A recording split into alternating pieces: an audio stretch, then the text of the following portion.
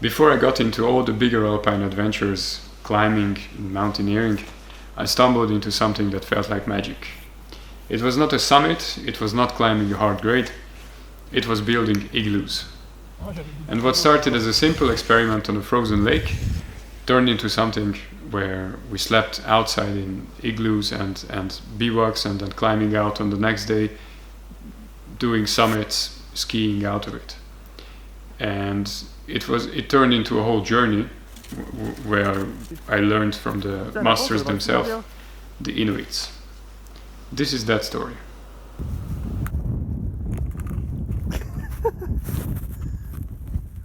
Ah, c'est bon. The first igloo that I built was on a frozen lake. We arrived during a winter hike to this flat frozen lake covered with really nicely compacted snow. And I told myself like this snow is the perfect snow to build an igloo.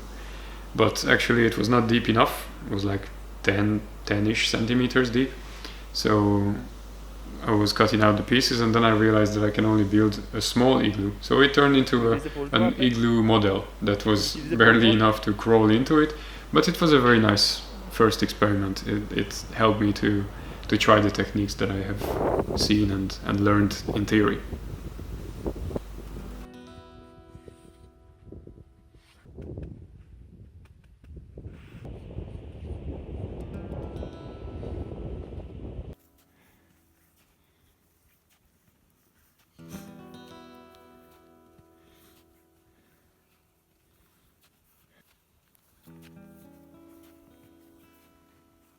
I was really happy when it was ready, even if it was just a small, more like a snowball with a door, but it was really fun to build it. And yeah, it just gave me even more motivation to keep doing this.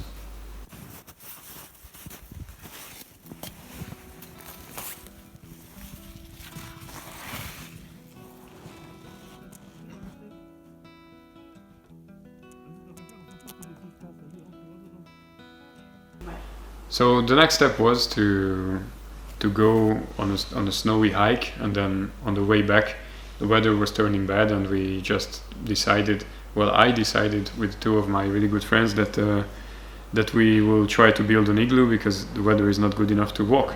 So we started building that thing. They were kind of skeptical at first, but then as it turned into an igloo form, they were more and more motivated to help me. And then at the end we finished it, the three of us, and it was a really nice igloo, and you could really feel the difference when you went inside. Super chaud ici. Ouais. Franchement, quand tu rentres de l'extérieur. It was really cold and windy outside, and inside the igloo was quite nice atmosphere. So it was really fun, but then we didn't have the right equipment to sleep in it, so we didn't sleep in it that day. We just went home after that, and then it still kept in my mind that it would be nice one day to actually build an igloo and sleep in it. So next time we went skiing and mountaineering, we actually planned to build an igloo and then sleep in it. Okay.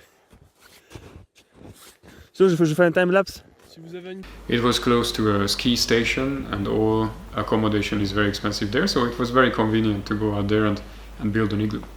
So we hiked up there with two of my other friends and started building this igloo that you can see on the images, and it was large and spacious. The snow was perfect, luckily, so then we were really happy to have built that, and we slept really good in it. And the next day we went skiing, and the day after we were mountaineering there, and it was a really good experience, and it felt really good to sleep in a shelter that you built yourself and that is really comfortable, and then waking up and having the breakfast on the gas burner inside, and then not bothering for the wind, and then when the sun comes up you can just walk out and it's warm. It was a really good experience. I got really hooked up onto this thing.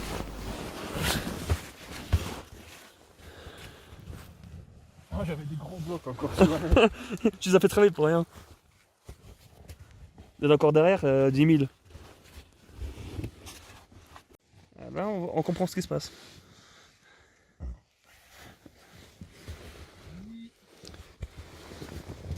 Ah, c'est super stylé.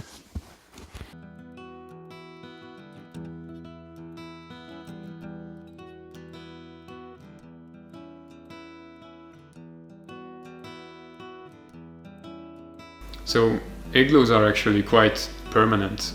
This one that we built there, we went back I think 2 or 3 weeks later for another mountaineering excursion. It was still standing, although with some holes. The top started to melt, but the form was still there. It was still protecting us from the wind. So we slept in the same igloo again.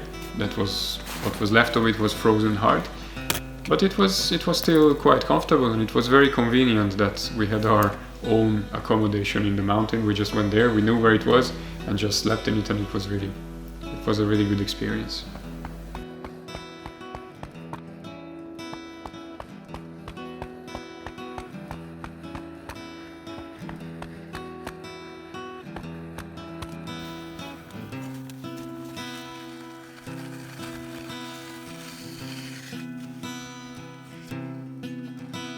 You can also just cut out a sarcophagus in the snow, which will sort of protect you from the wind, but it will not protect you from precipitation, and it will not hold that much heat in.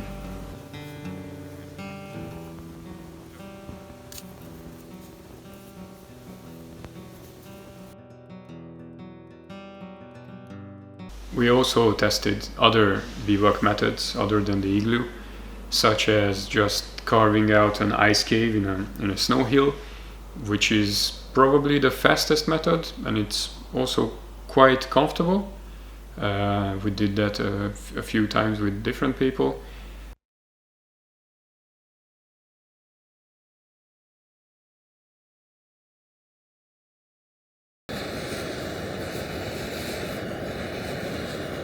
La grotte avec les sacs de couchage, les toilettes à côté, tes escaliers à toi. les toilettes, WC avec une profondeur considérable.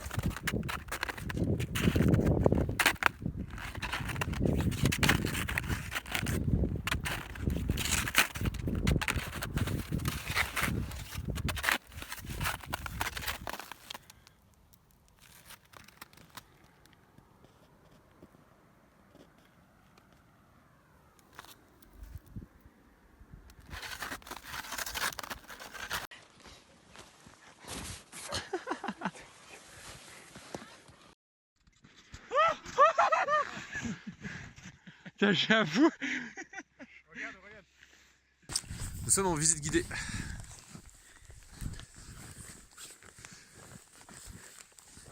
Alors ici nous avons les étagères, la sonde.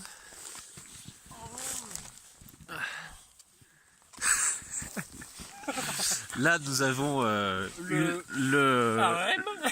l'objet sexuel de... Coucou.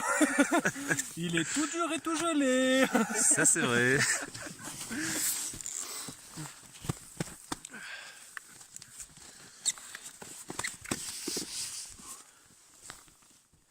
Ça nous a pris 5 minutes, hein. On a mal fait là, on l'a fait vite. Ouais. Super joli. Et vas-y, fais tourner un peu la lumière, là je suis en vidéo. We also tried the method of the chasseurs alpins, the French Alpine regiment. Vas-y, laisse la lumière. Laisse la lumière, Hugo. Vous voyez rien là? Pas grand chose. Ouais, ça fait un peu ténébreux, ouais. La lumière rouge. Vas-y, Dave. Jolis escaliers. They dig out an elongated hole in the ground, and then they cut out sort of shelves on the walls in the hole, so then they can sleep on those shelves, as you can see on these images here. Un caveau familial. C'est un caveau familial.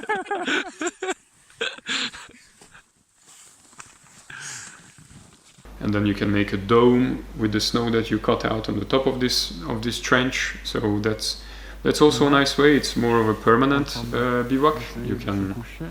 sleep in it for several days. It's a bit longer to build. Étroit. Voilà. La porte d'entrée avec le matos. Hugo. Dans le noir, on voit plus rien. C'est le meilleur voisin.